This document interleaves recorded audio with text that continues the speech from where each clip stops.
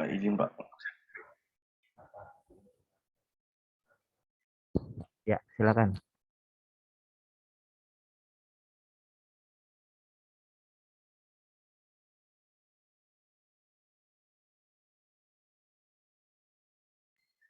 Apakah sudah terlihat Bapak dan teman-teman untuk share screen-nya? Sudah.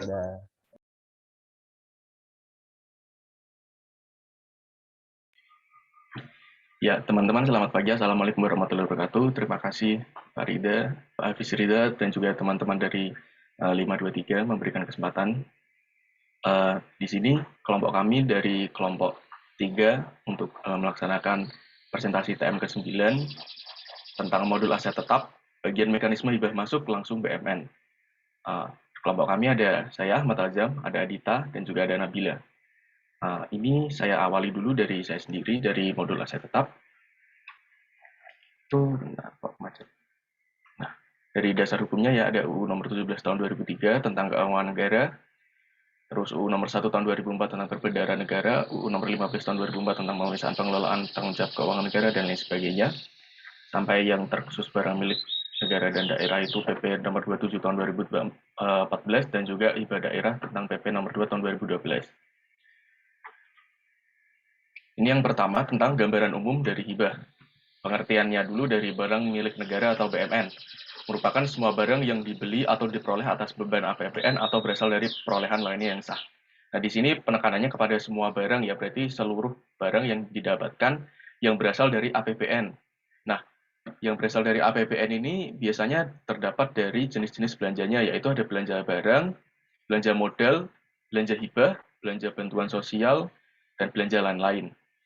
Kemudian berasal dari perolehan yang sah. Nah, perolehan yang sah ini itu bisa dari barang yang diperoleh dari hibah atau sumbangan, terus kemudian ada barang yang diperoleh sebagai pelaksanaan dari perjanjian atau kontrak, kemudian barang yang diperoleh berdasarkan ketentuan undang-undang, atau juga barang yang diperoleh berdasarkan putusan pengadilan yang telah memperoleh ketentuan hukum yang tetap. Ini berdasarkan UU nomor 1 tahun 2004. Nah, yang kedua adalah tentang hibah itu sendiri. Secara etimologis, hibah itu berarti melewatkan atau menyalurkan. Nah, hibah ini berasal dari bahasa Arab, yang berarti yang sudah diadopsi ke dalam bahasa Indonesia. Kemudian, menurut KUH Perdata, hibah merupakan perjanjian untuk memberikan atau menyerahkan suatu di waktu hidupnya, termasuk hukum perjanjian yang cuma-cuma, karena hanya ada prestasi dari satu pihak saja, sedang penerima hibah tidak ada kewajiban memberikan kontraprestasi. Nah, di sini dijelaskan bahwa hibah ini merupakan sebuah persetujuan ya, dan penekanannya kepada seseorang itu menyerahkan suatu barang secara cuma-cuma dalam waktu hidupnya. Nah, undang-undang ini hanya mengakui penghibahan antara orang-orang yang masih hidup saja. Dan orang yang berhak untuk menerima dan memberikan hibah ini adalah semua orang yang tidak dikecualikan oleh undang-undang atau dianggap tidak mampu untuk memberikan hibah. Nah, ini itu penjelasannya secara lengkap ada dalam pasal 1666 KUH Perdata, bab 10 dalam buku 3. Kalau ada KUH Perdata kalian ingat, dulu ada beberapa buku ya, ini diaturnya dalam buku 3 KUH Per.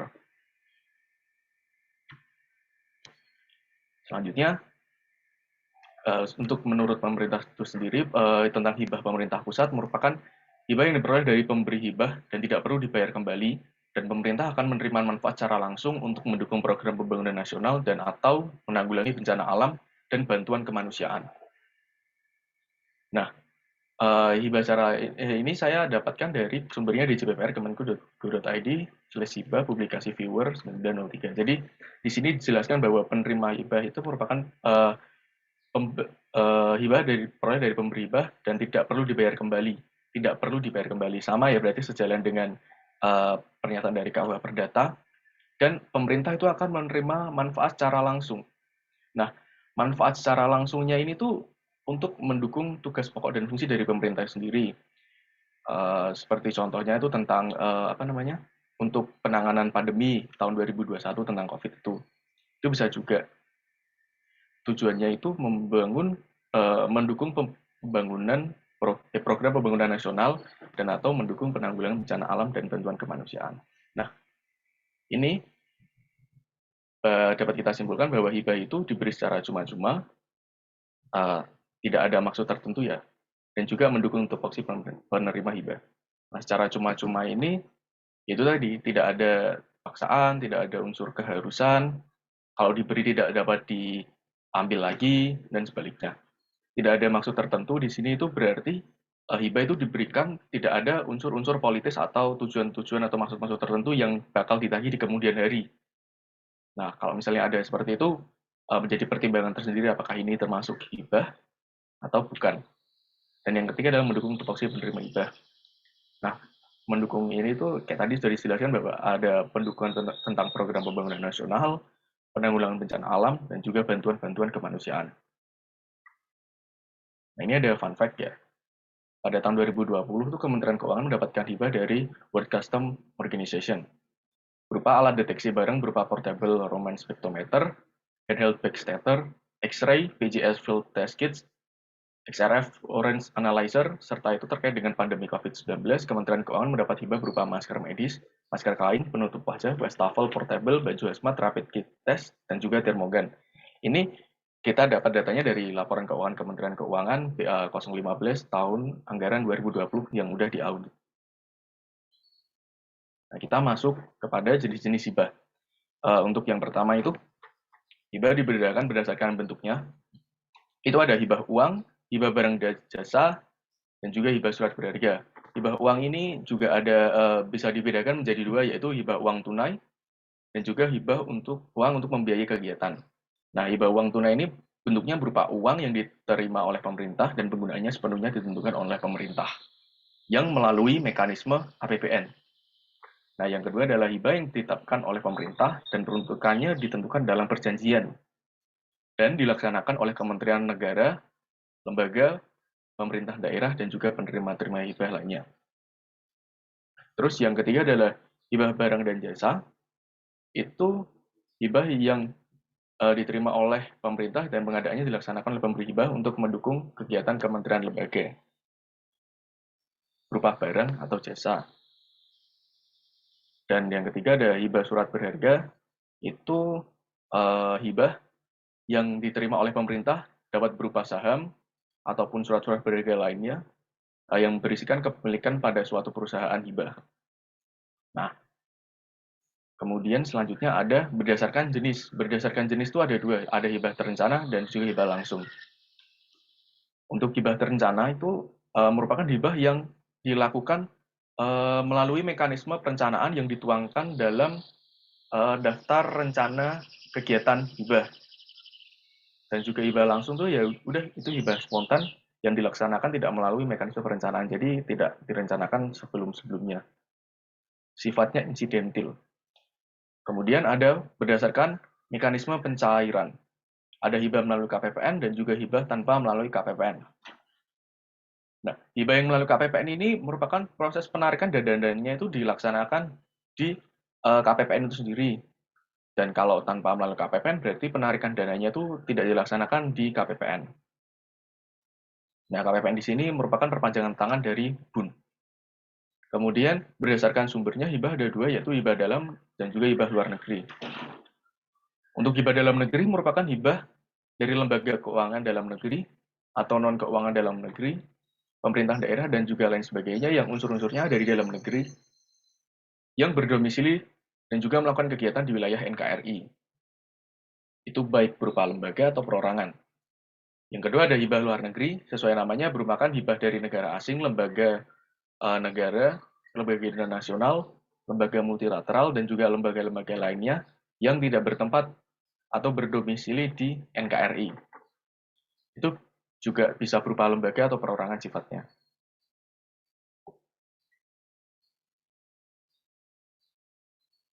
Baik, kemudian dijelaskan oleh teman saya, Adita. Selanjutnya, Silakan. ya, terima kasih Adam. Selanjutnya, 67% target penerimaan dari hibah. Penerimaan hibah sebesar 0,61 triliun, lebih tepatnya 67,73% target, lebih rendah dari realisasi pada periode yang sama, yaitu di tahun 2020, sebesar 4 triliun. Lanjut. Kemudian ada hibah terencana dan langsung. Yang pertama ada hibah terencana. Pengertiannya adalah hibah yang dilaksanakan melalui mekanisme perencanaan. Penandatanganan hibah dilakukan oleh Menteri Keuangan, sedangkan penarikan hibah dilakukan oleh KPP atau BUN. Dokumen pertanggungjawabannya berupa NPH atau naskah perjanjian hibah, kemudian ada WA atau withdrawal application, selanjutnya ada NOD atau Notice of Disbursement. Cara penarikan hibah dapat dilaksanakan dengan 4 cara. Yang pertama ada LC atau Letter of Credit, Direct Payment, rekening khusus, dan RKUM Reimbursement. Kemudian ada hibah langsung, adalah hibah yang diterima langsung oleh kementerian atau lembaga. Penandatanganan hibah dilakukan oleh menteri atau pimpinan lembaga, sedangkan penarikannya dilakukan oleh KPPN, oleh non-KPPN atau BUN. Dokumen pertanggungjawabannya berupa SP2HL atau SPHL, SP4HL atau SP3HL, SPTMHL, dan rekening koran, kemudian ada BAS dan SP3HL-BJS, MPHL-BJS, dan SPT-MHL. Cara penarikan hibah langsung dapat dilaksanakan secara langsung melalui kementerian atau lembaga. Peraturan mengenai pedoman pengelolaan hibah langsung diatur dalam Peraturan Menteri Keuangan Nomor 191 tentang mekanisme pengelolaan hibah. Dan ada hibah langsung adalah hibah yang berasal dari pemberian hibah yang diterima secara langsung oleh K atau L dan dibelanjakan secara langsung tanpa melalui pencairan dana dari KPPN. Agar mekanisme penerimaan dan penggunaan hibah oleh K atau L sesuai dengan mekanisme APBN, maka K atau L wajib melakukan registrasi, izin pembukaan rekening, revisi DIPA, dan pengesahan. Ciri-ciri hibah langsung, yang pertama ada perjanjian hibah ditandatangani langsung oleh K atau L, kemudian pencairan dananya tidak melalui KPPN, tetapi pengesahannya dilakukan oleh KPPN. Hibah dapat diperoleh secara langsung dari pihak pemberi hibah dalam bentuk uang, barang atau jasa, dan surat berharga khusus BUN. Pengadaan barang atau jasa dapat dilaksanakan oleh pemberi hibah atau KL sendiri, dan pengadaan hibah dapat saja dilakukan secara terencana, on budget, namun pencairan dananya tidak melalui KPPN atau BUN atau off treasury. Pengelolaan penerimaan hibah yang dibedakan menjadi hibah langsung dan terencana ini bertujuan untuk mengintegrasikan dan membedakan pengelolaan hibah terencana dan langsung. Misalnya, dalam hibah langsung, pencairan dana itu tidak melalui KPPN.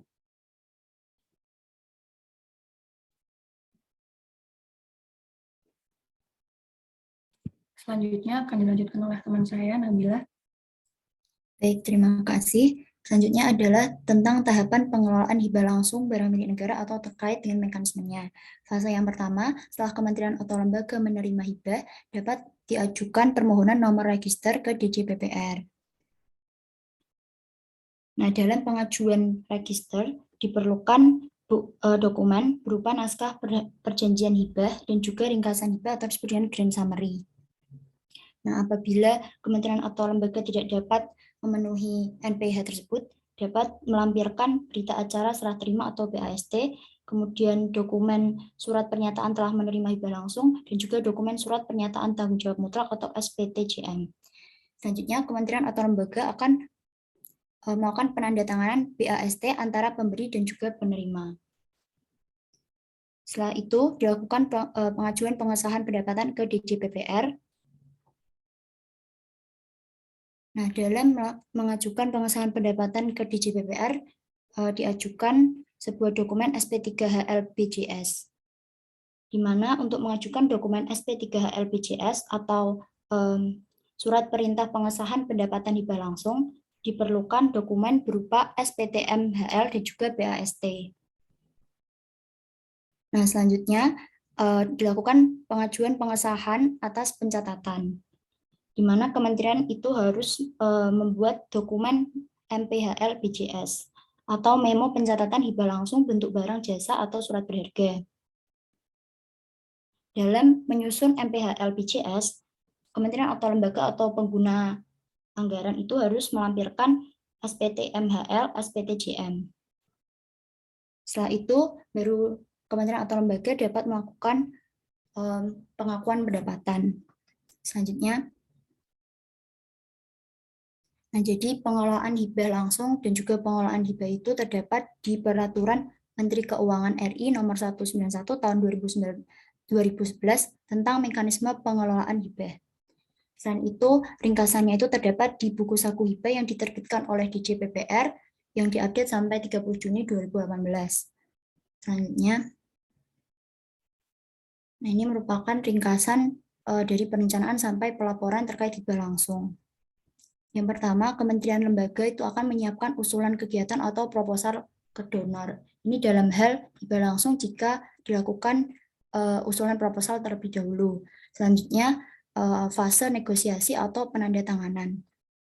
Jadi kementerian atau lembaga akan melakukan negosiasi dan penandatanganan grant agreement atau perjanjian hibah dengan si pemberi hibah. Selanjutnya terkait fase pelaksanaan, kementerian atau lembaga akan mengajukan permohonan penerbitan nomor register dengan selanjutnya melakukan penandatanganan BAST, dan selanjutnya kementerian atau lembaga akan mengajukan pengesahan pendapatan yang bersumber dari hibah ke DJPPR. Seperti yang sudah saya jelaskan sebelumnya, dengan melampirkan dokumen-dokumen seperti BAST dan lainnya. Nah, jadi nanti setelah SP3HL sampai ke DJPPR, bagian Direktorat Evaluasi Akuntansi dan Settlement DJPPR akan menerbitkan nomor register dan juga SP3HL. Nanti SP3HL itu akan ditandatangani oleh kuasa pengguna anggaran dan juga DJPPR. Selanjutnya, kementerian atau lembaga akan mengajukan pengesahan belanja yang bersumber dari hibah ke KPPN dengan menggunakan dokumen MPHL. Terkait fase pelaporan, selanjutnya KPPN akan menerbitkan persetujuan MPHL.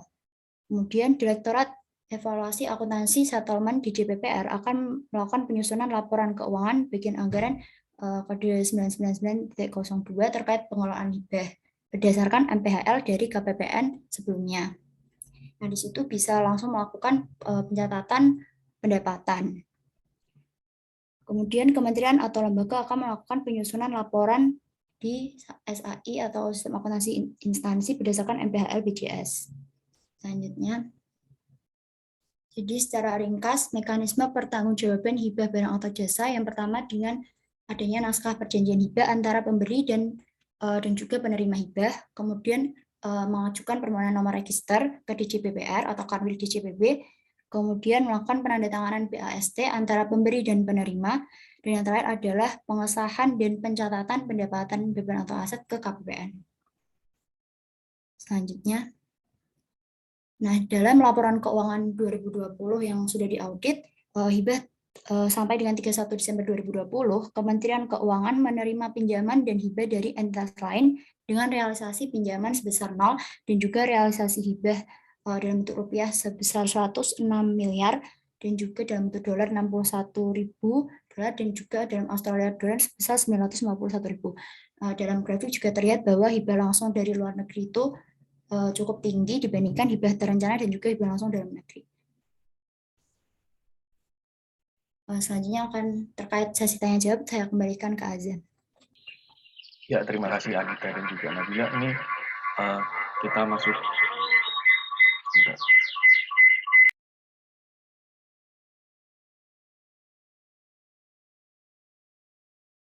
Kita dapat masuk ke sesi tanya jawab.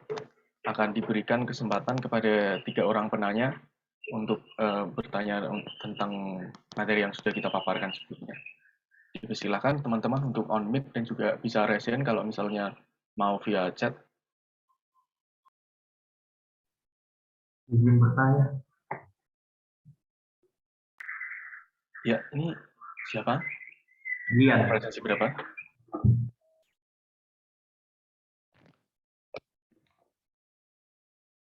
Ya, Azam izin bertanya. Jadi pertanyaan saya itu apa sih tujuannya penerimaan hibah itu dibedakan menjadi hibah langsung dan hibah terencana? Terima kasih. Berarti perbedaan hibah langsung dan terencana ya? Iya, Oke. tujuan.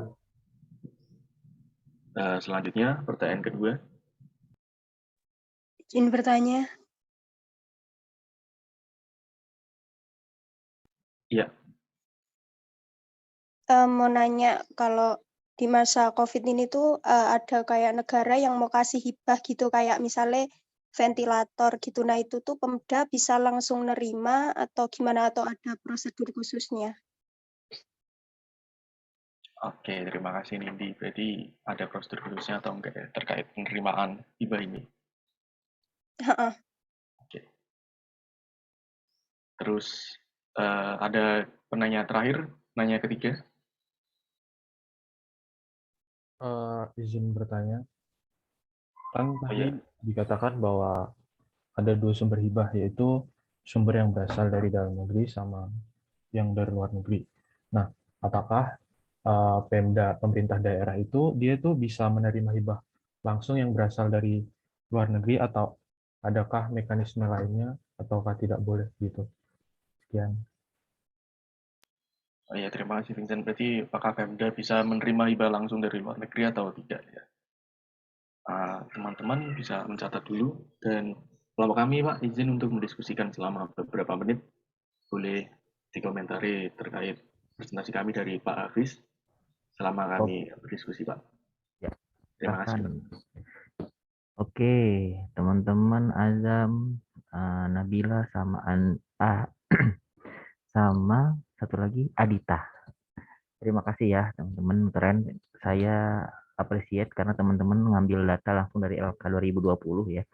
Jadi sudah langsung relate sama yang sehari-hari. Paling saya sedikit komentar terkait dengan update peraturan ya, Azam. Kalau pengelolaan BMN itu sudah ada update peraturan yang terbaru. Tadi masih PP 27 tahun 2004. Padahal sekarang ada yang PP tahun PP 28 tahun 2020. Itu yang terbaru sama yang yang hibah, pengelolaan hibah juga. Tadi Adita bilang sama Nabila PMK 191. Kalau sekarang sudah ada PMK 99 tahun 2017. PMK 99, PMK 05 tahun 2017 itu terkait dengan administrasi pengelolaan hibah. Nah, itu nanti bisa diupdate aja di slide-nya biar teman-teman juga update ya. Kemudian terkait dengan hibah luar negeri tadi, memang di Kementerian Keuangan memang ada hibah luar negeri. Kalau kita kebetulan di BPPK nggak ada ya. Tapi terlepas dari itu kita disuruh di setiap eselon 1 diwajibkan untuk menyusun laporan pinjaman dan hibah luar negeri. Jadi walaupun nihil ya, kalau dulu itu PHLN terkait dengan ini, hibah itu kebanyakan grant karena beasiswa. Nah, teman-teman dulu pernah dengar beasiswa terkait dengan Spirit, beasiswa Spirit paling terakhir itu tahun 2017. Spirit itu beasiswa yang di Pusdiklat PSDM. Kalau sekarang Pusdiklat Kepemimpinan dan Manajerial KM di BPPK. Jadi kalau teman-teman yang mau lanjut beasiswa, kalau dulu ada pinjaman atau hibah saya lupa, itu namanya Spirit programnya. Itu bisa biasanya untuk kuliah S2 di luar negeri. Ya, jadi nanti teman-teman kalau sudah lanjut D4 atau S1 kemudian mau nyari beasiswa, salah satu komponennya adalah dengan PHLN tadi, pinjaman atau hibah luar negeri, namanya Spirit. Tapi itu dulu, kalau sekarang sudah nggak ada lagi. Kalau sekarang kita beasiswa di Kementerian Keuangan, khususnya di VETA, itu pakai rupiah murni. Jadi nggak pakai pinjaman. Kalau LPDP kan pakai itu ya, bukan rupiah murni. Kalau beasiswa khusus internal Kementerian Keuangan, kalau sekarang namanya ministerial scholarship, itu pakai rupiah murni. Rupiah murni itu APBN, langsung APBN. Itu, nah, jadi dasarnya adalah PMK 271 tahun 2014 ini untuk menyusun laporan PHLN tadi ya, pengelolaan hibah. Jadi itu, dan memang saya kira tadi teman-teman Azam dan kawan-kawan hanya sampai hibah langsung aja tanpa ada hibah langsung BMN. Padahal topik kita utama adalah hibah langsung BMN. Tapi ternyata di akhir Nabila menjelaskan hibah langsung BMN. Jadi alhamdulillah berarti topiknya masuk. Topiknya masuk yaitu terkait dengan mekanisme hibah masuk langsung BMN. Walaupun nanti akhirnya kalau bisa sih nanti dikaitkan dengan saktinya sih. Di sakti nanti inputnya seperti apa. Tapi kan ini terlalu jauh ya. Kalau di sakti kan nanti kan memang kalau BMN itu ada nama fitur namanya hibah. Ya, jadi nanti salah satu transaksi di BMN itu ada yang namanya hibah masuk. Perolehannya adalah hibah masuk. Nanti bisa kita input di situ untuk BMN yang hibah masuk. Termasuk tadi pertanyaan Siapa tadi ya? Yang pandemi siapa tadi nanya? Nindi, Pak. Nindi ya, Nindi tadi terkait pandemi juga kan biasanya ada tuh kemarin hibah-hibah, misalkan hibah vaksin atau kalau yang berkaitan dengan BMN hibah misalkan alat-alat ventilator, kemudian oksigen bisa jadi ya. Nah, itu nanti bisa jadi hibah masuk, bisa nanti kita input di BMN. Cuman pertanyaannya kalau Pemda gimana? Nanti biar Azam dan kawan-kawan yang menjawab. Oke, Azam, Adita sama Nabila sudah bisa menjawab? Sudah, Pak. Silakan. Izin Pak, sebenarnya sebelumnya disclaimer Pak, untuk kalau misalnya nanti jawaban dari kami karena ini jawaban cepat, kalau kurang tolong ditambahkan ya Pak ya, atau dikoreksi. Terima kasih Pak. Oke. Baik, izin menjawab pertanyaan dari Vincent. Apakah Pemda bisa menerima hibah langsung dari luar negeri atau terdapat mekanisme lainnya?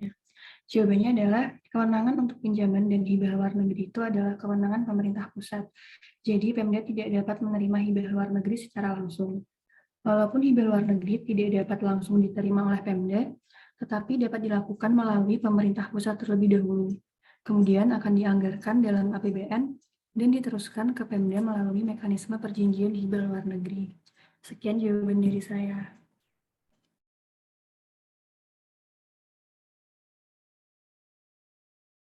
Baik, dapat dipahami. Terima kasih. Nah, selanjutnya pertanyaan dari Nindi. Misal dalam pandemi COVID ini kan ada negara yang mau memberikan hibah seperti ventilator. Bagaimana Pemda dapat menerima langsung atau bagaimana prosedurnya? Nah, jadi jika ada hibah dari luar negeri itu tidak bisa diterima langsung oleh pemerintah daerah, tetapi harus melalui pemerintah pusat terlebih dahulu. Nah, nanti kemudian baru diberikan kepada pemerintah daerah. Karena kewenangan pinjaman atau hibah dari luar negeri itu memang dari pusat seperti yang sudah dijelaskan Adita tadi. Jadi pemerintah daerah itu tidak bisa menerima hibah dari luar negeri secara langsung. Nah, pemerintah daerah itu juga tidak boleh untuk mencatat pendapatan hibah, namun penggunaan atas hibah yang diterima oleh pemerintah pusat itu dapat disalurkan ke pemerintah daerah. Sekian jawaban dari kami. Oke, makasih ya, Bill. Berarti kalau misal dalam keadaan urgent pun tetap nggak bisa ya? Ya, harus melalui pemerintah pusat terlebih dahulu.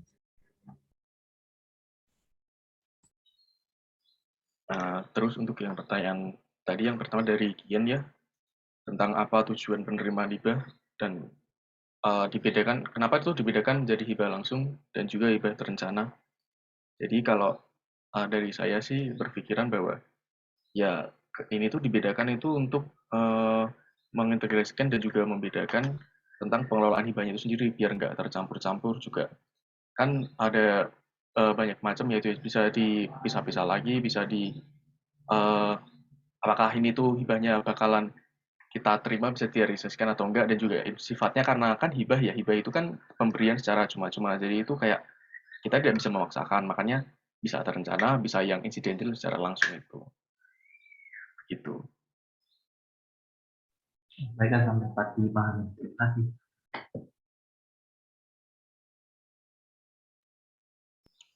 Begitu Pak dari kelompok kami, mohon untuk dilengkapi. Baik, paling nanti kalau hibah, kalau sifatnya urgent gitu penting ya, mungkin memang tetap harus melewat pemerintah pusat, tapi memang nanti bisa jadi prosesnya atau proses penyerahan ke daerahnya akan lebih cepat karena kan ini sifatnya itu ya force major atau incidental gitu ya.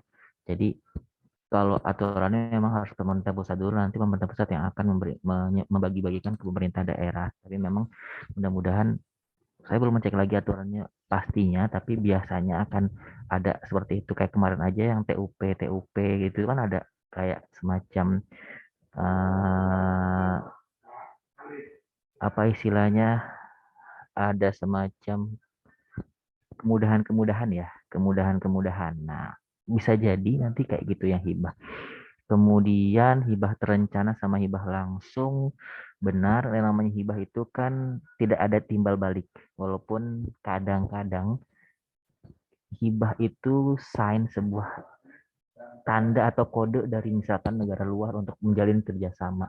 Tapi itu hanya secara tidak tertulis ya, secara tidak tertulis, karena kalau tertulis nanti jadinya pinjaman dong. Kalau tertulis nanti kita jadi balikin bayar pinjaman, kemudian bayar bunganya ke si kreditur yang minjamin ke kita. Tapi kalau hibah itu kan grant, pemberian cuma-cuma biasanya dari negara baju untuk negara berkembang. Kalau kemarin kayak kita vaksin itu ada banyak sekali hibah dari negara-negara tetangga atau negara-negara maju atau negara-negara sahabat.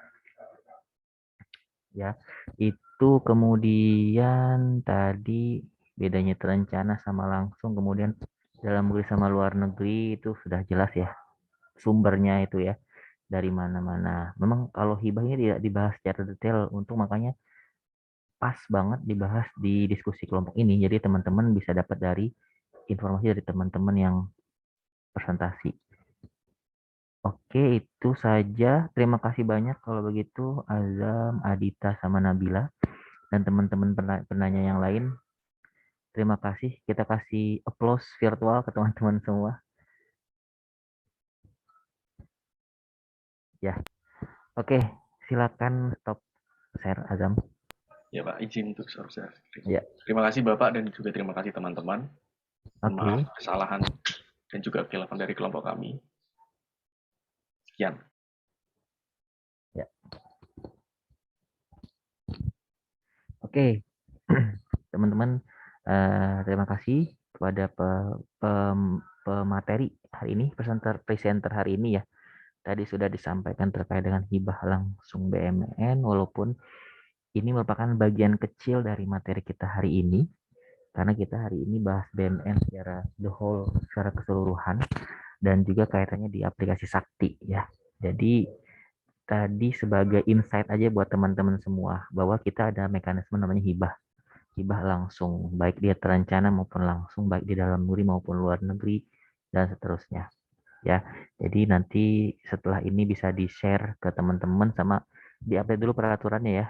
Adita, Nabila, sama Azam, di-update dulu peraturannya nanti biar teman-teman juga update. Ya. Kemudian yang pengelolaan hibah ditambahin aja tuh di dasar hukum di awal tuh nanti. Jadi bisa ada kelihatan semua dasar hukumnya apa aja yang dipakai di pemaparan hari ini. Oke. Teman-teman, hari ini kita bahas modul aset tetap. Kalau di saya ini saatnya cukup banyak. Sebentar, saya mau share screen dulu.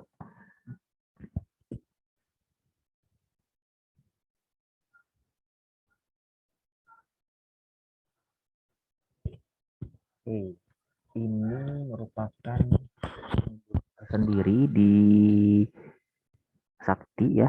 Selain modul aset tetap juga ada modul persediaan. Jadi nanti ada operator aset tetap, ada juga operator persediaan. Kebetulan saya dulu di STAN selama 2 tahun kurang lebih jadi operator aset tetap 2017 2018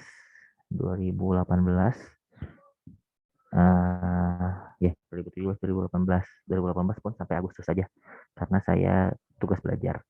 Jadi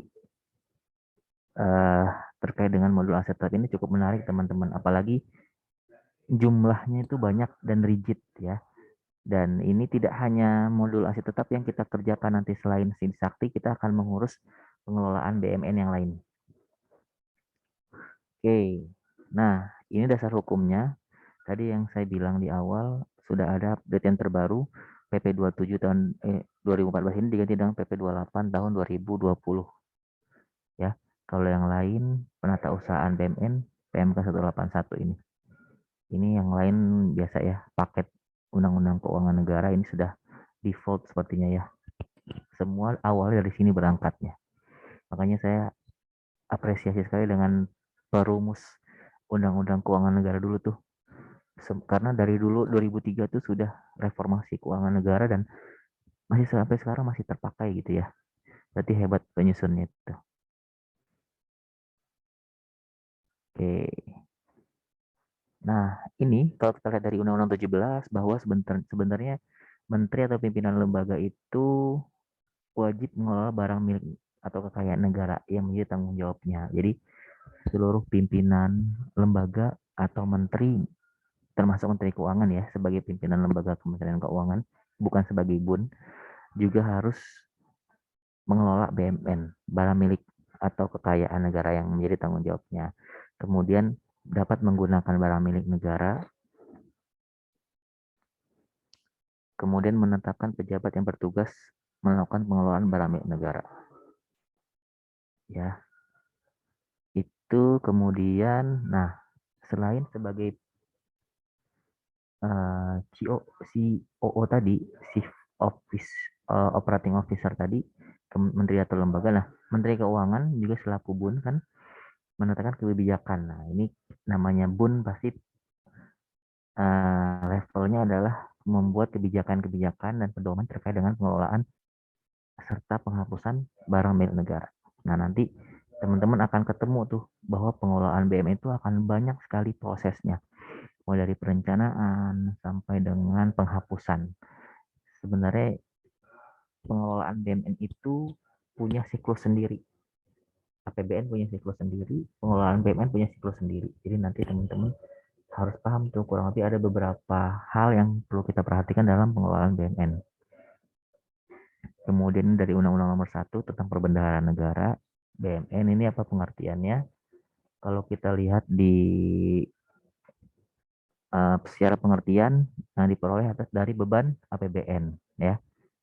Berarti semua yang diperoleh dari beban APBN ya, atau perolehan lainnya yang sah. Nanti akan kita bahas nih apa aja perolehan lainnya yang sah. Jadi APBN ya, titik utamanya teman-teman. Kalau nanti APBD berarti dia barang milik daerah, bukan barang milik negara.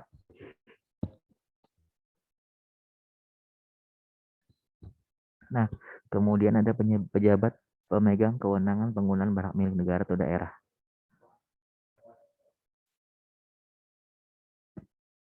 Nah, kemudian ini teman-teman di pertemuan pertama atau kedua ya, kita nyinggung yang namanya Asset Management and Control System, AMCS. Jadi untuk memanage dan mengendalikan aset suatu organisasi publik. Nanti ada tujuan utamanya apa, mendukung administrasi, memperkuat kontrol internal dan eksternal, memfasilitasi penyusunan laporan administratif dan keuangan yang dapat diandalkan. Jadi ini ada salah satu sistem yang bisa digunakan untuk mengatur ya, untuk mengendalikan aset dari sebuah public organization. Namanya Asset Management dan Control System ini. Nah ini modelnya, teman-teman silahkan baca sendiri. Mulai dari premisnya apa, update legal dan normatif framework semua, dan ini lebih ke regulasi, aturan, dan informasi-informasi terkait. Kemudian nanti ada pembagian asetnya apa aja, prosesnya apa aja, mulai dari akuisisi, transformasi, sampai dengan penghentian atau transfer aset. Kemudian aktivitasnya apa aja, legal, manajemen kontrol, sama akuntingnya. Outputnya adalah apa, dan transparansi dan accountability.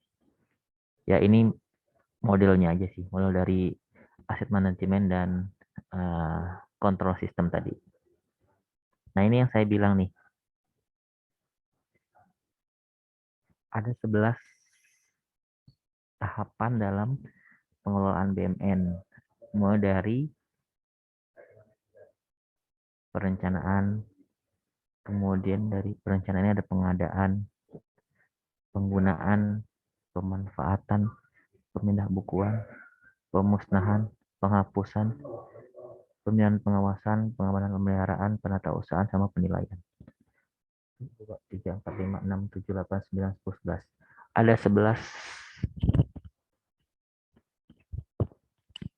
tahapan dalam pengelolaan BMN, dan ini cukup panjang teman-teman prosesnya. Jadi perencanaan kebutuhan. Jadi sebelum kita mau pengadaan itu perlu ada kita namanya RKBMN. rencana kerja barang milik negara. Jadi kita nanti akan menyusun rencana pengadaan, rencana penghapusan pun juga kita susun untuk penyiapan tahun depan atau 2 tahun lagi atau 3 tahun lagi. Ya, itu RKBMN. Nah, ini tahapan-tahapan ini sebenarnya mengalir teman-teman ya. Jadi kita setelah penghapusan kita rencanakan lagi. Jadi penghapusan untuk barang-barang yang rusak berat atau tidak dapat digunakan atau hilang gitu ya.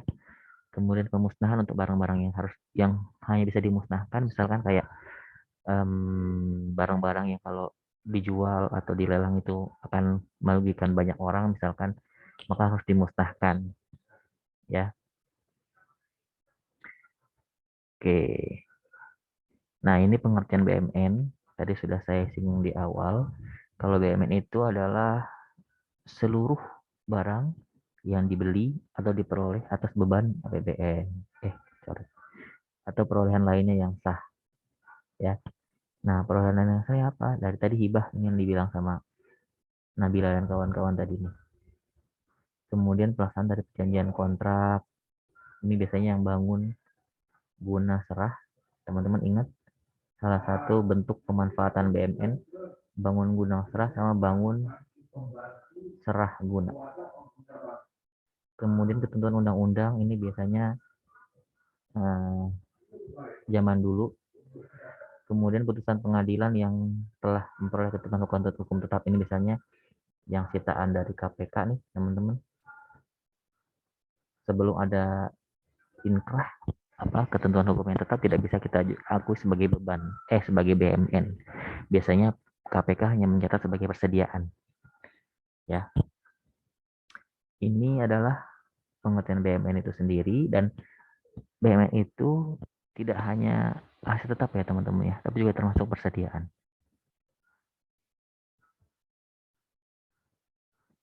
Nah, ini tadi saya bilang ruang lingkup pengelolaan BMN. Nanti penata usahaan mulai dari pembukuan, inventarisasi, pelaporan.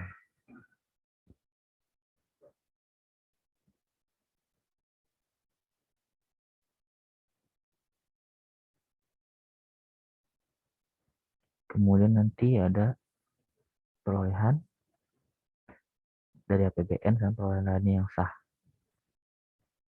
Pengelolaan tadi ada penggunaan, pemanfaatan, pemindah tanganan, dan penghapusan.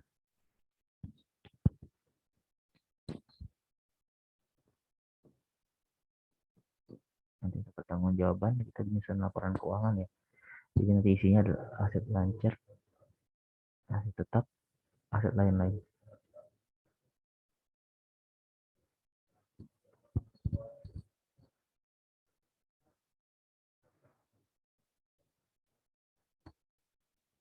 Oke, itu ya.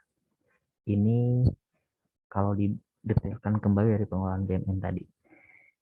Kemudian ini tadi Presiden memegang kekuasaan pengelolaan keuangan negara, kemudian dikuasakan ke Menteri Keuangan sebagai pengelola barang dan juga ke pengguna barang. Nah, di BMN ini ada namanya pengelola. Pengelola itu adalah Menteri Keuangan sebagai kalau pengguna barang adalah seluruh menteri atau pimpinan lembaga.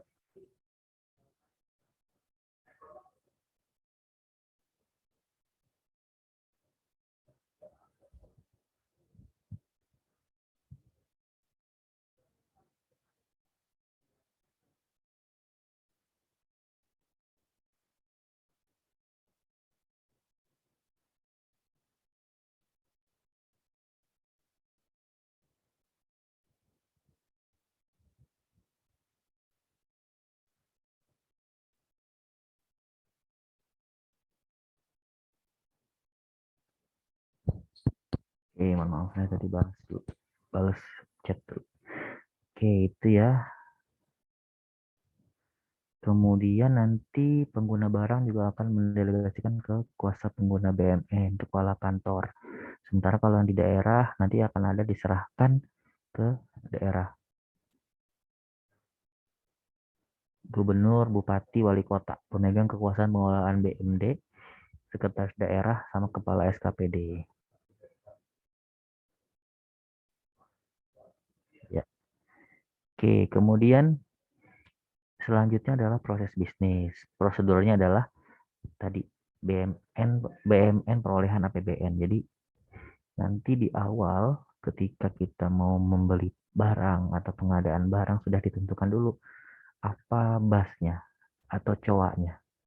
Nih, sejak penganggaran sudah ditentukan nih berapa apa bagian akun apa yang digunakan. Kalau dia belanja untuk modal biasanya 53.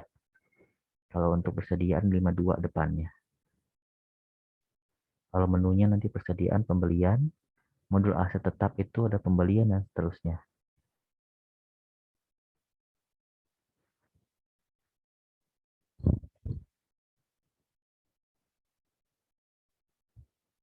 Oke. Kemudian atribut. Nanti di sini setiap BMN itu akan ada kode.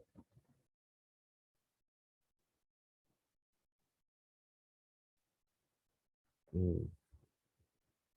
Kode nama BMN, nomor urut pendaftaran, satuan, dasar harga. Nah, nanti dulu kode uniknya adalah NUP ya, teman-teman. Dulu kode uniknya adalah NUP. Kalau sekarang ada namanya nomor register aset. Nah, itu yang akan nempel terus di aset. Jadi nanti ketika pindah, misalkan ada transfer keluar dari BPPK misalkan ke DGP, nah itu akan nomornya masih sama terus, nomor register aset ya. Ini contoh kode BMN-nya. Nanti kita ada kodifikasi mulai dari golongan, bidang, kelompok, subkelompok, subkelompok. Ini tanah 2, golongan dan 3 dan seterusnya. Ya.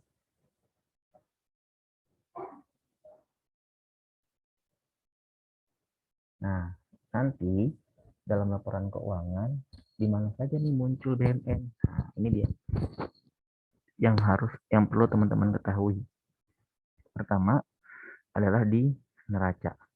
Iyalah pasti ya. Sebagai persediaan aset lancar, sebagai aset tetap, sebagai ATB, aset tak berwujud, sebagai BMN yang dihentikan. Ini untuk BMN yang rusak berat yang akan kita hentikan, sama BMN kemitraan, BMN yang digunakan oleh pihak lain, pihak ketiga. Misalkan kalau di kampus itu kita ada gedung L. Tahu teman-teman gedung L? Ada yang tahu gedung L? Gimana, Ferry? KPP, Pak ya? Iya, betul. Iya. Gedung L itu sekarang dipakai KPP Pondok Aren. Nah, itu merupakan BMN yang digunakan oleh pihak ketiga atau pihak lain, walaupun sama-sama Kementerian Keuangan ya. Nah, nanti teman-teman ada juga namanya ATR, tetap renovasi. Jadi ketika gedung L itu direnovasi sesuai dengan melebihi nilai kapitalisasi oleh KPP Pondok Aren, harusnya nanti KPP menginformasikan ke PKN STAN untuk kita update nilai perolehannya di BMN kita, harusnya ya. Teman kemarin-kemarin sepertinya sudah belum ada renovasi itu. Padahal kayaknya sih ada renovasi besar-besaran di KPP, tapi nggak ada penyerahan atau serah terima ATR-nya ke kita. Hanya untuk penambahan nilai aja sih sebenarnya nanti ya. Nah itu neraca. Kemudian LO. LO di pemerintahan, kalau di swasta laba rugi ya. Nanti akan muncul beban persediaan, beban penyusutan, dan lain-lain. LPE sama koreksi ekuitas. Ya. Oke.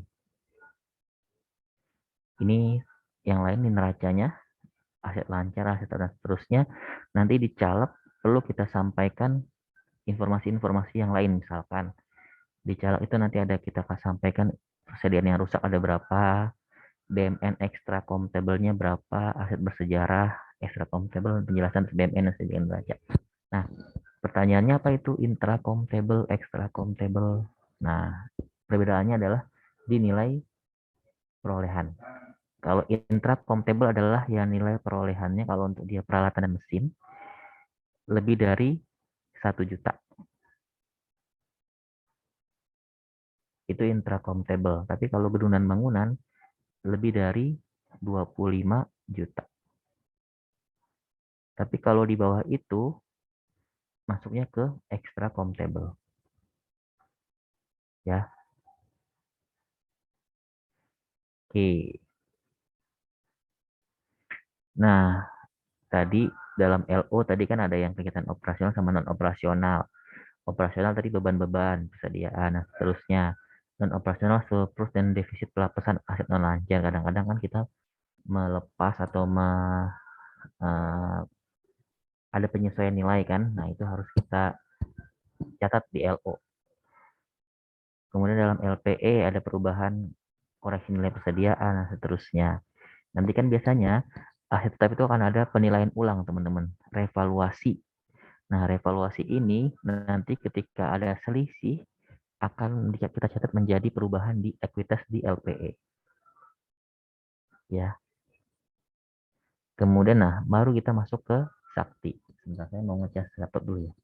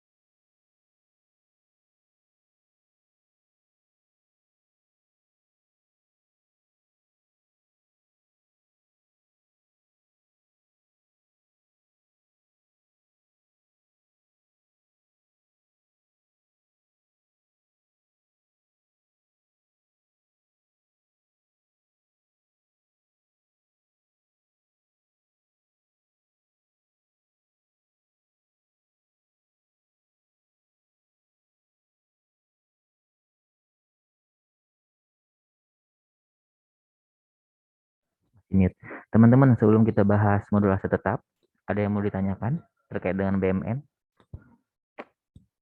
Izin bertanya, Pak. Ya, Lina, silakan.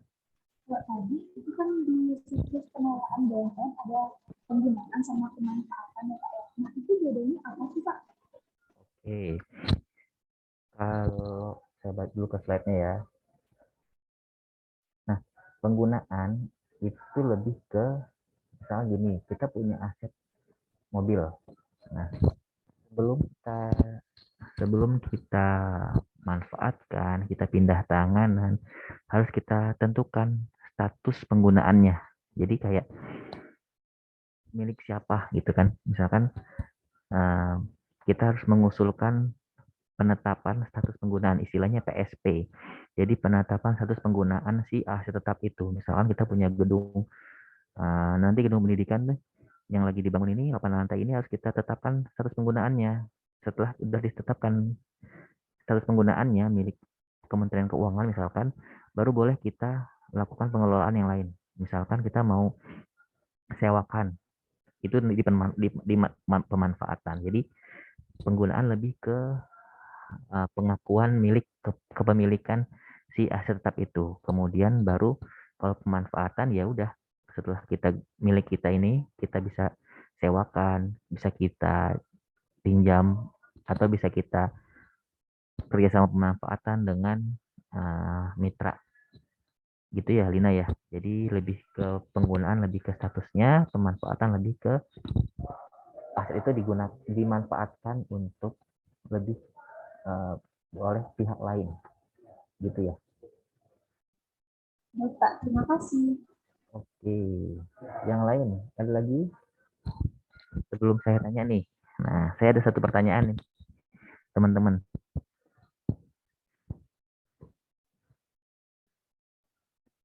Nggak ada? Oke, saya nanya sekarang. Teman-teman pernah dengar nggak aset konsesi jasa?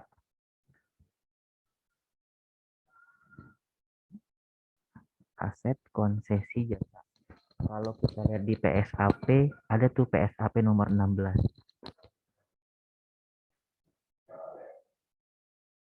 PSAP tahu ya? Pernyataan standar akumulasi pemerintah ya.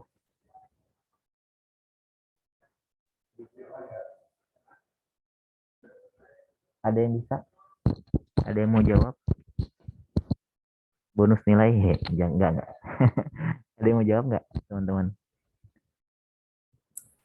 Izin Pak, Ya, silakan. Siapa nih?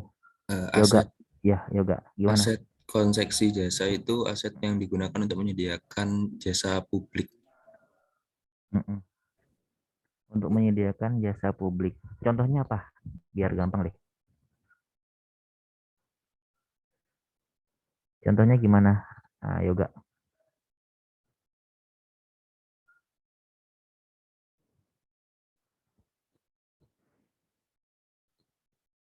Aset konsesi jasa. Spesifiknya saya kurang tahu, Pak. Oke. Ya, jadi misalkan yang gampangnya adalah tol ya, teman-teman ya. Highway. Jadi nanti bisa jadi negara biasanya ini PUPR nih. PUPR punya lahan. Kemudian lahan ini akan dibangun tol oleh pihak ketiga. Nah, lahannya kan masih milik ini ya, PUPR ya. Nah, jadi itu nanti jadi aset konsesi jasa. Nanti si pihak ketiganya, penyedianya akan mencatat bukan aset tetap, tapi aset tak berwujud atau konsesi jasa. Nanti kita tetap kita susutkan. Kalau tanah kan enggak ya, selain tanah. Kalau selain tanah kita susutkan. Ya, jadi nanti ada yang namanya aset konsesi jasa. Ya, itu. Jadi nanti ini ada di PSAP 16, teman-teman. Teman-teman boleh buka PSAP 16 terkait dengan ini. Ini sebenarnya belum dibahas. Kalau di Sakti sedang digodok sama SITP di Direktorat Jenderal Perbendaharaan. Nanti akan ada fitur untuk aset konsesi jasa ini. Contohnya tadi tol yang sedang dibangun itu nanti kan pendapatannya misalkan diberikan ke siapa atau pengakuan aset tetapnya milik siapa gitu ya. Itu yang aset konsesi jasa. Satu lagi ada di PSAP 17. Teman-teman pernah dengar namanya aset properti investasi? Ada yang pernah dengar nggak? Aset properti investasi. PI.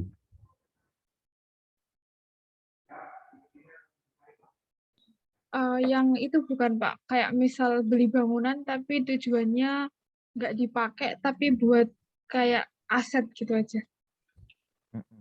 Iya, bisa asih. Jadi beli bangunan tapi kan kita kalau beli bangunan kan tujuannya pertama untuk operasional atau diserahkan kepada masyarakat ya. Kalau tidak di antara dua-duanya itu bisa juga untuk beli hanya untuk diinvestasikan. Artinya sebenarnya kurang sih tadi. Bukan aset aja tapi dimanfaatkan arsi. Jadi nanti kita sewakan tuh. Misalkan kita beli gedung di mana ya yang gampang ya, di jalan utama, jalan nasional provinsi kan itu rame ya. Pemerintah ada bangunan di situ, kita beli, itu kan jadi aset kita, kemudian kita investasikan, kita sewakan, itu kan jadi properti investasi. Ya,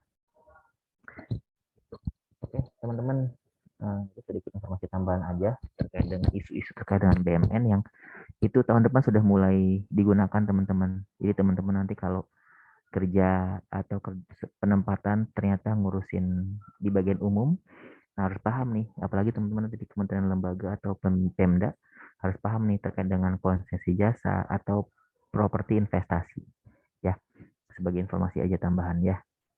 Oke, sekarang kita masuk ke modul aset tetap. Nah, ini dia. Terima kasih teman-teman tadi yang bantu jawab ya. Kemudian yang modul aset tetap ini salah satu modul di Sakti yang dokumen sumbernya biasanya dari modul komitmen. Komitmen nanti punya BAST ya. Ini yang teman-teman nggak sedikit jawaban teman-teman di UTS. Padahal sebenarnya kalau logikanya itu gampang banget. Ketika ada pembayaran ya pasti nanti akan berpengaruh ke penganggaran, komitmen untuk BAST-nya. atau tanda atau kontraknya, kemudian di pembayaran untuk pembayaran termin atau pembayaran ke penyedianya, kemudian nanti ke GLP, penyusunan laporan keuangannya. Itu aja sebenarnya itu yang saya harapkan jawaban teman-teman di UTS kemarin, tapi kayaknya nggak dapat ya, teman-teman masih belum paham cara menuliskannya. Oke, ini yang modul aset tetap, ini fungsinya adalah penatausahaan, pengakuntasian, dan pelaporan BMN berupa aset tetap dan aset tak berwujud ya. Jadi nanti ada yang namanya ATB, aset tak berwujud. Contohnya apa teman-teman? ATB Paten, Pak. apa? Paten. Paten, atau yang lain yang paling gampang adalah software goodwill ya.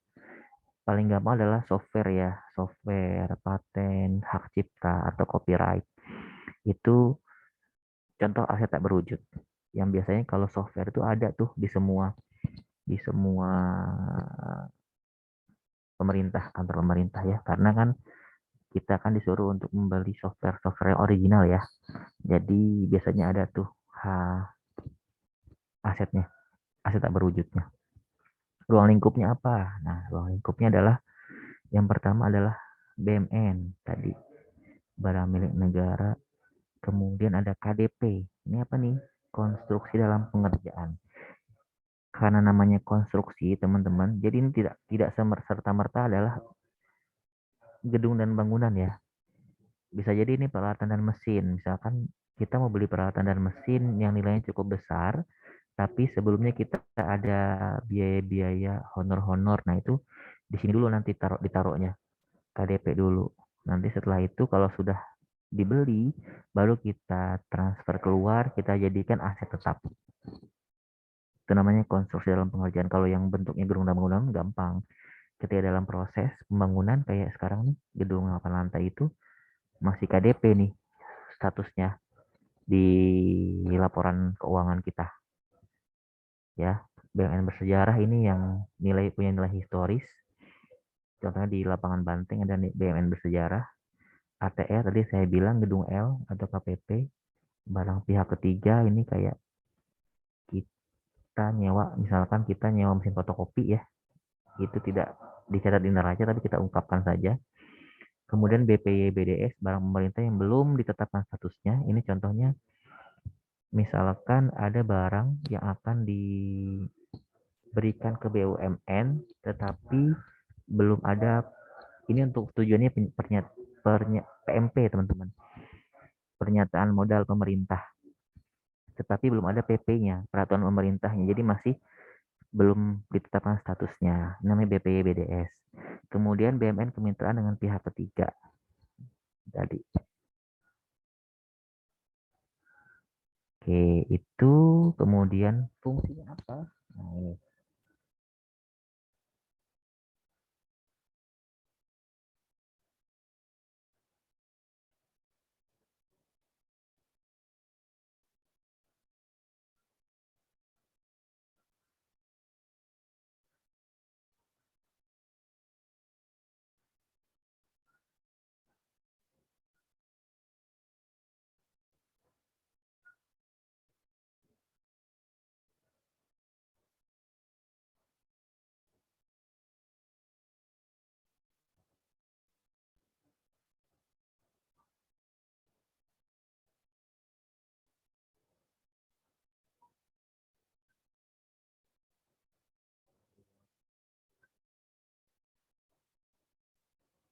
Oke, maaf ya teman-teman ya. Oke, selanjutnya adalah fungsinya apa? Nah, yang pertama pastinya adalah menyusun laporan pertanggungjawaban dan laporan manajemen BUMN. Nah, ini sebagai sumber data untuk modul GLP, menyusun laporan keuangan. Tadi apa aja laporannya? Neraca, LO, LPE. Kemudian terhubung dengan modul komitmen, kan dokumen sumber untuk modul aset tetap adalah modul komitmen. Ini khususnya terkait dengan perolehan BUMN. Kemudian terhubung dengan aplikasi Siman. Hanya terhubung ya, jadi datanya tidak dari Siman, tapi terhubung ke aplikasi pengelolaan BUMN di Siman. Kalau data perolehan tetap dari modul komitmen. Ya. Itu fungsinya. Kemudian ada migrasi transaksi simak BMN. Nah, dulu kan sebelum ada Sakti, modul aset tetap adalah simak BMN. Saya pernah megang simak dulu 2017 kalau nggak salah masih simak ya. Atau saya lupa. Pokoknya saya pernah megang simak BMN juga. Jadi nanti secara garis besar transaksinya adalah paling tidak ada 3 transaksi utama, yaitu perolehan, kedua perubahan, ketiga penghapusan. Ini nanti ada transaksi-transaksi ini biasanya BMN, aset renovasi, KDP, BMN bersejarah, dan transaksi pihak ketiga. Ya, nanti kita perlu ungkapan juga nih. Nah, kemudian ada pencatatan, persetujuan, monitoring, dan seterusnya sampai akhirnya konsolidasi. Ya.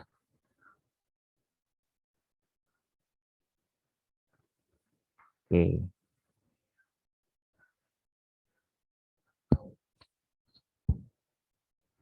Nah, itu ya. Jadi itu transaksi BMN, kemudian kaitan dengan modul yang lain.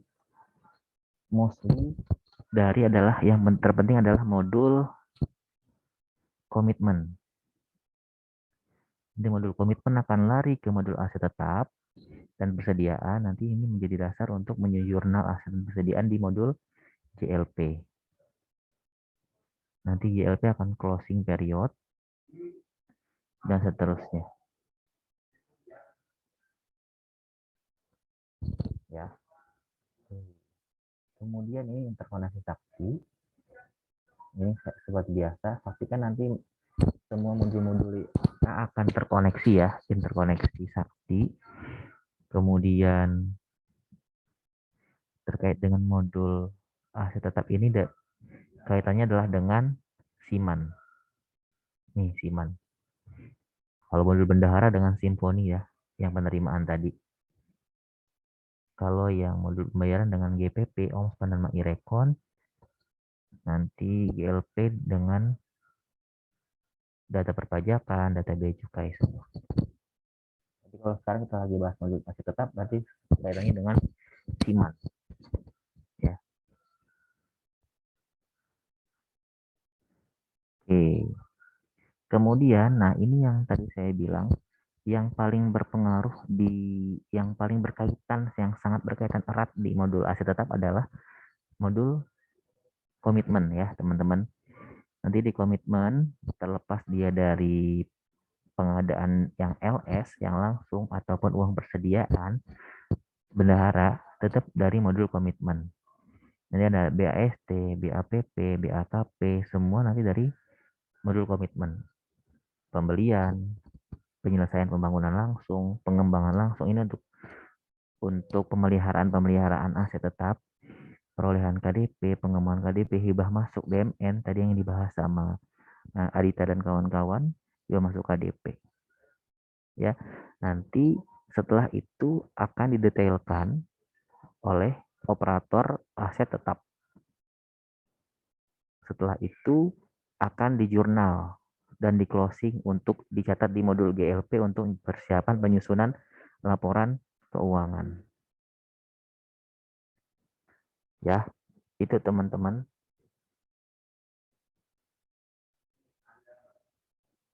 Oke. Ini pengguna dan prosedur pengendaliannya.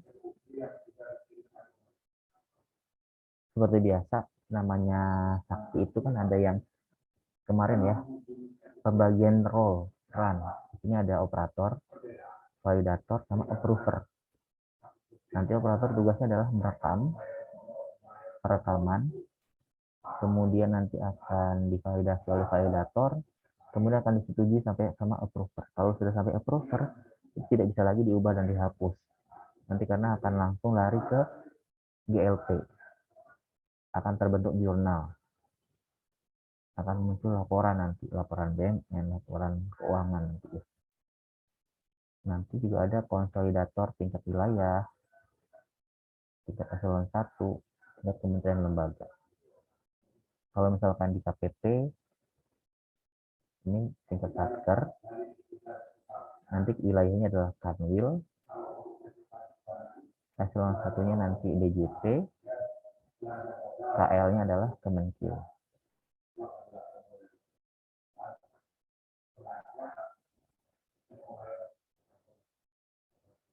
Konsolidatornya adalah ini, 2, 3.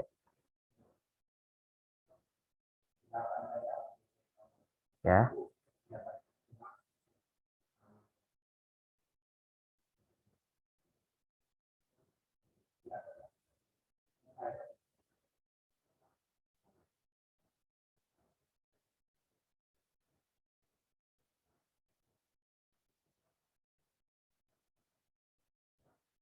Kemudian transaksi-transaksi apa aja di modul aset tetap? Ada pencatatan saldo awal, ada pencatatan perolehan, pencatatan perubahan, penghapusan, barang hilang, penghentian penggunaan, transfer internal, transfer antar satker, dan inventarisasi dan penilaian kembali. Ini yang revaluasi aset tadi ya teman-teman ya. Kemudian nanti monitoring status transaksi nanti bisa terlihat di Sakti itu di modul aset tetap. Apakah dia barang milik negara, jenis asetnya tadi ada banyak, ada 4 ya. Jenis asetnya ini, kemudian statusnya ada rekam validasi setuju, dan jenis transaksi dan periode transaksinya. Oke, nanti teman-teman silakan dibaca kembali. Ini contoh menu modul aset tetap di Sakti. Ada menu-menunya nih. Tuh. Nanti saya punya KLC dari dosen. Di grup dosen ada tuh terkait dengan modul aset tetap di Sakti. Teman-teman kalau ada waktu silakan ditonton ya, untuk jadi tambahan informasi teman-teman, biar nggak ngawang-ngawang gitu ya. Oke, kemudian ini ada perolehan pembelian, modul komitmen. Nanti akan ada BAST, kemudian didetailkan sama operator, kemudian divalidasi dan disetujui. Ini ada summary, cetak laporan. Dia ada muncul buku. Perolehan pembelian kalau ada transfer masuk, hibah masuk, nanti akan ada dicatat oleh operator, divalidasi dan di-approve, terus summary dicetak laporan kayak tadi juga. Ini transaksi-transaksi modul aset tetap.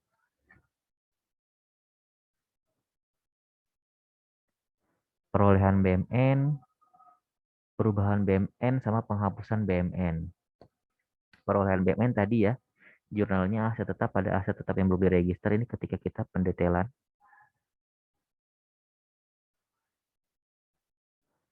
Kemudian perubahan BMN ketika ada koreksi,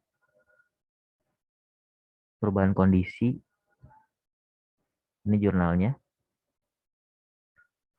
Penghapusan juga sama. Pengeluaran satu BMN dari pelaporan BMN. Kemudian ini ilustrasi jurnalnya. Pertama, ketika ada BAST, ini teman-teman udah paham banget nih. Ini salah satu aja teman-teman pilih ya. Persediaan aja atau aset aja. Kalau dia bentuknya aset, berarti aset yang belum diregister. Kalau dia bentuknya persediaan yang belum diregister, gitu ya. Pilih salah satu aja, teman-teman. Jadi jangan, kalau kemarin itu dua-duanya ditulis teman-teman ya, waktu TS ya. Kemudian pada utang yang belum terima tagihannya, nanti didetailkan nih di modul aset tetap. Hilangkan persediaan aset yang belum diregister. Kemudian di SPP, utang yang belum diterima tagihannya pada belanja yang masih harus dibayar. Hilang utang yang belum diterima tagihannya. Nanti SP2D oleh akrual, ini belanja yang masih harus dibayar pada DL, dekel, ditagihkan ke entitas lain. Kalau yang kasnya belanja barang kalau dia persediaan, atau belanja modal kalau dia aset pada dekel. Hilang. Nah, ini transaksi-transaksi tadi saya bilang ada 3 kelompok besar. Perolehan, perubahan, sama penghapusan.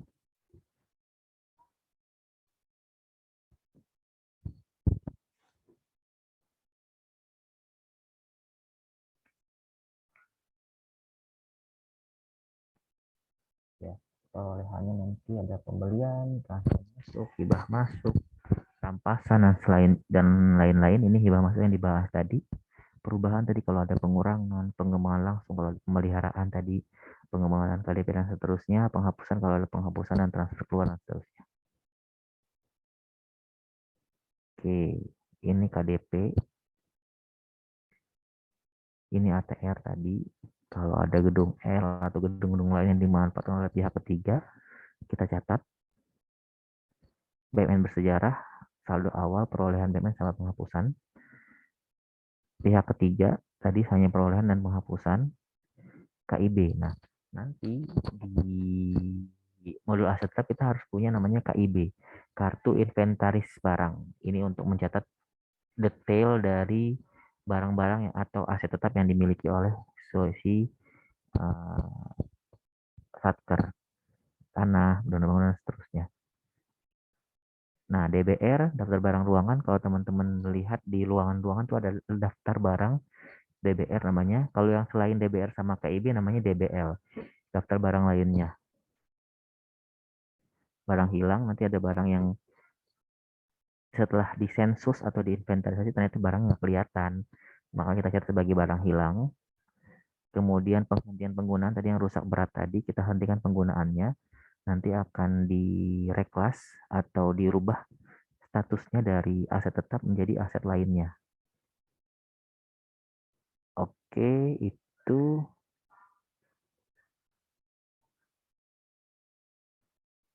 kemudian usulan penghapusan BMN. Kalau ada yang rusak berat tadi kita usulkan penghapusan, nanti ada step-stepnya lagi ya. Kemudian ini penghapusan BMN-nya. Tutup buku. Nanti ini untuk dasar untuk si GLP. GLP nggak bisa nyusun laporan keuangan kalau belum di close tutup buku si modul aset tetap sama modul persediaan. Transaksi periode unaudited, audited, summary database. Penyusutan. Nanti secara semesteran akan melakukan penyusutan. Ya. Jadi ini penyusutan setiap semester. Nanti ini kita nggak usah ngitung otomatis teman-teman. Jadi tenang aja. Teman-teman nggak usah ngitung sum year of digit atau double declining balance. Tapi ini sudah straight line method. Jadi nanti si sistem akan automatically menghitung penyusutan.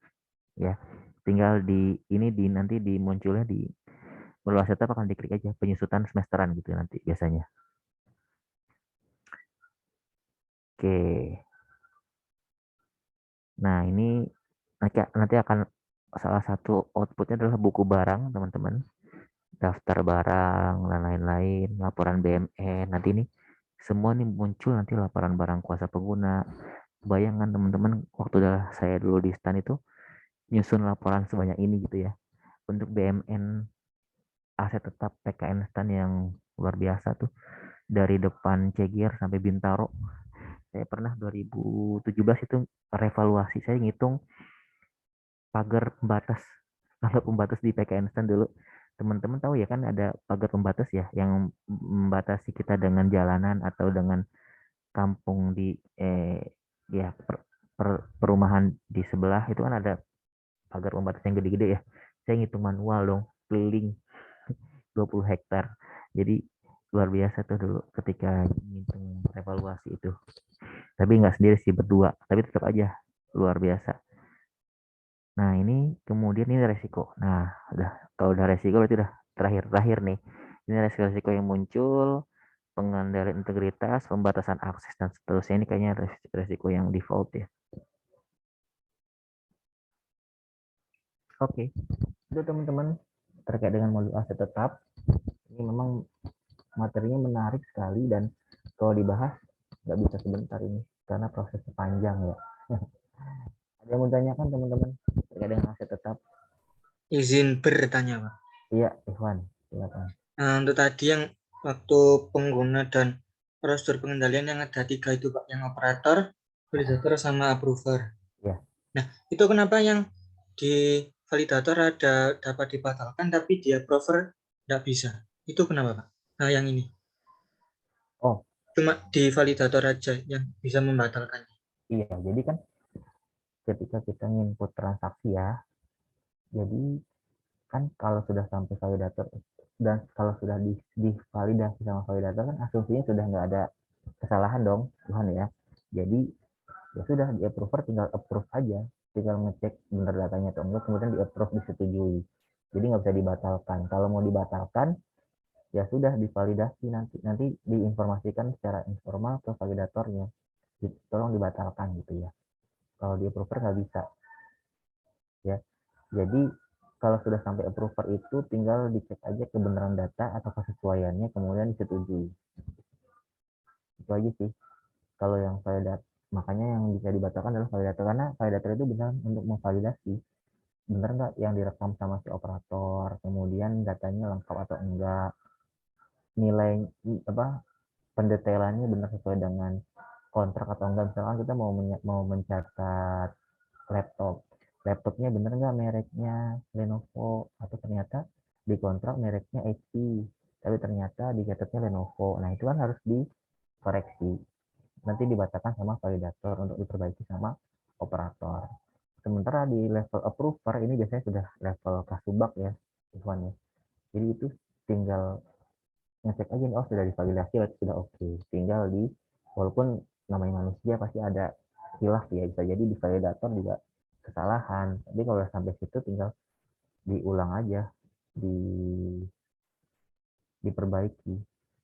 Artinya input ulang nanti sama admin, nanti admin yang bisa menghapus itu.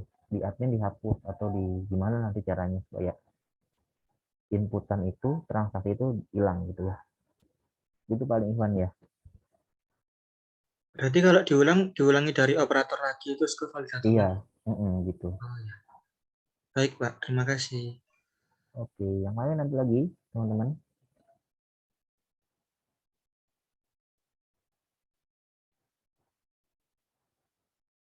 Oke ya, nggak ada. Oke, udah jam 12 teman-teman. Setelah ini silakan teman-teman istirahat sambil ngerjain latihan soal. Saya kasih waktu 45 menit lah ya, istirahat plus ngerjain Google Form. Nanti jam 12.45 kita ketemu lagi. Ya, oke teman-teman, sampai ketemu lagi. Nanti saya minta lagi saya share link untuk pengerjaannya.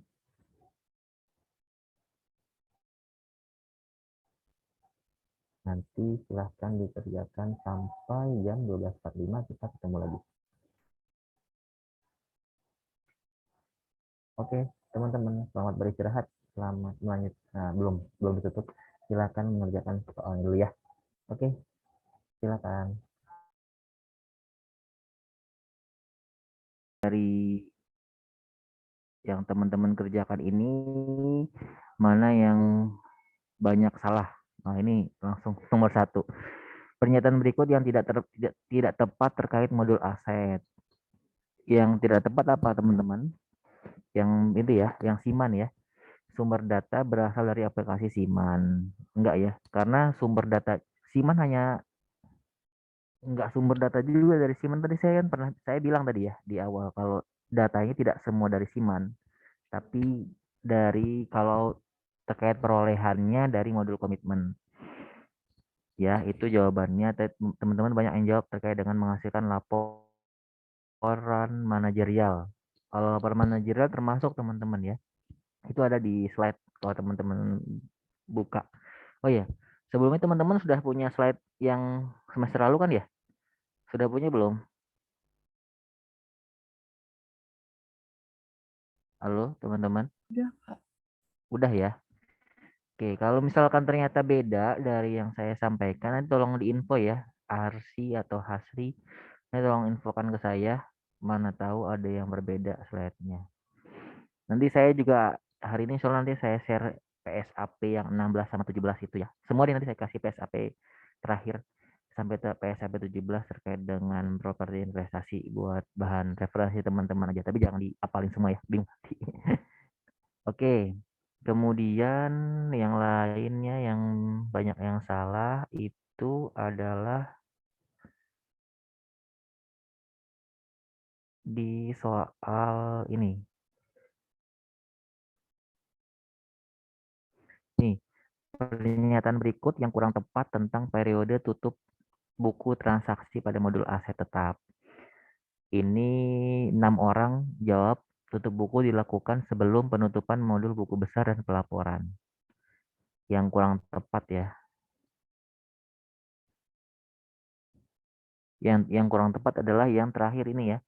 Tutup buku transaksi BMN tidak boleh mendahului periode tutup buku modul buku besar di buku besar dan pelaporan. Tidak boleh mendahului. Ini bahasanya memang agak tricky sih. Kemudian yang terakhir, yang satu lagi ini. Mobil dinas wali kota Tangerang yang diperoleh dari APBD merupakan salah satu contoh BMN. Ini true or false, teman-teman? Benar atau salah? False, Pak. Salah ya, False Pak? ya. Salah ya. Karena kan dari APBD ya. Kalau dari APBD nanti namanya BMD. Ini mungkin teman-teman agak tricky sedikit ya. Jadi pokoknya kalau yang semua berasal dari APBN dan perolehan lainnya yang sah, itu nanti kita bilang, kita sebut klasifikasikan menjadi BMN. Oke, itu kemudian ini satu lagi nih. Ini berikut ini merupakan bagian dari penatausahaan BMN kecuali pemusnahan. Jadi kalau kita lihat di peraturan penatausahaan BMN itu dibagi 3 teman-teman ya. Ada pembukuan, ada inventarisasi dan pelaporan. Nah, ini jadi sebenarnya tidak 11 juga sih. 11 itu nanti kalau dibagi-bagi per siklus itu akan banyak lagi. Kayak tadi penatausahaan itu ada 3. Pembukuan, inventarisasi, pelaporan. Kemudian kalau pemanfaatan juga tadi ada 4 ya. Ada sewa, pinjam pakai, bangun guna serah, bangun serah guna, sama kerjasama pemanfaatan ya. Nah, sebenarnya kalau kita breakdown itu nanti jadi banyak tuh kalau kita mau cek pengelolaan BMN tadi. Kayak pemindah tanganan itu juga ada banyak, ada penjualan, hibah, tukar menukar, ada PMP, pernyataan modal pemerintah ya. Itu jadi siklus dari pengelolaan BMN. Oke, kemudian ini ada satu lagi nih yang salah. Hal-hal yang dapat dicantumkan pada caleg saja yaitu aset bersejarah ya. Kalau aset lancar, selain kita memunculkan di neraca, penjelasannya juga kita sampaikan di caleg. Caleg itu catatan atau laporan keuangan ya. Kayak misalkan metode yang digunakan adalah metode FIFO. Kemudian kalau aset tetap, mutasi-mutasi aset tetap itu terjadi karena apa? Misalkan ada transfer masuk atau transfer keluar. Misalkan kayak di BPPK nih, Setban, Sekretariat Badan ini punya habis belanja modal, beli peralatan untuk berkaitan dengan pandemi, misalkan peralatan untuk kegiatan Kemenku Korputok, pokoknya peralatan studio lah ya. Nah itu nanti akan ditransfer ke satker di daerah, ke balai-balai daerah. Nah itu termasuk salah satu yang harus dijelaskan di caleg ya, di catatan laporan keuangan. Oke itu kurang lebih. Ada yang mau ditanyakan teman-teman terkait dengan tugas ini hari ini, latihan hari ini? Atau ada yang mau dikonfirmasi? Saya langsung rilis nilainya deh nih.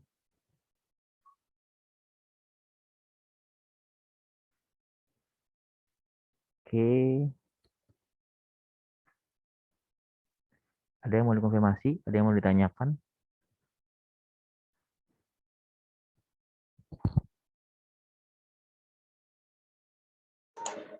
Izin bertanya, Pak. Ya, silakan.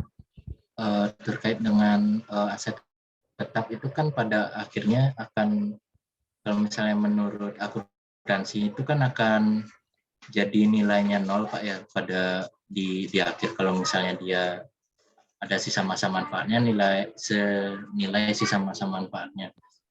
Tapi kalau misalnya di pemerintahan sendiri itu bagaimana ya Pak ya? Kalau setahu saya kan itu dijadikan aset lainnya.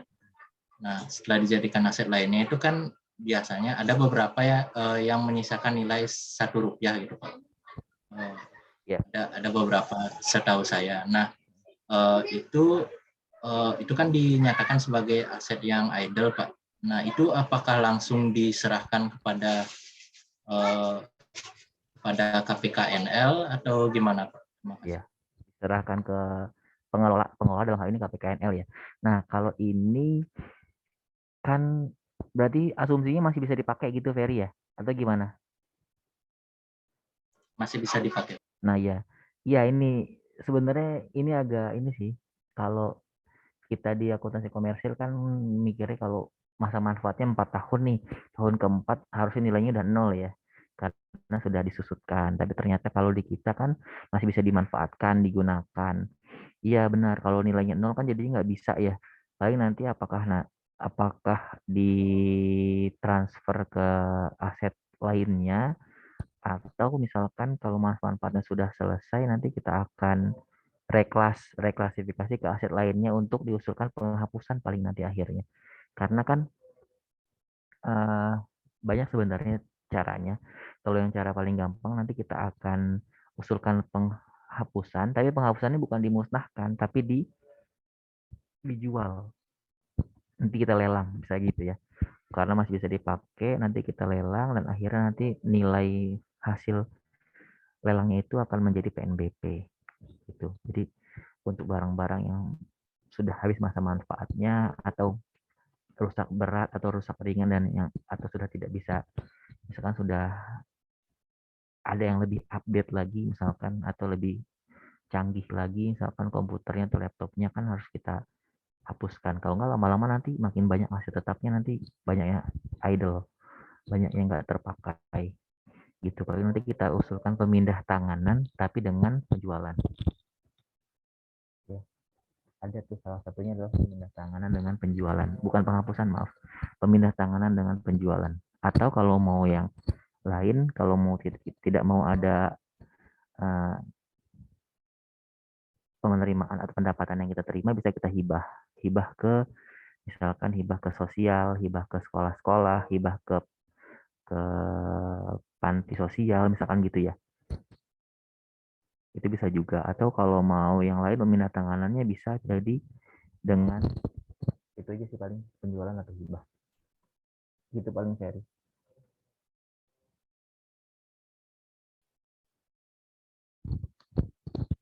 Oke, ada yang lain teman-teman?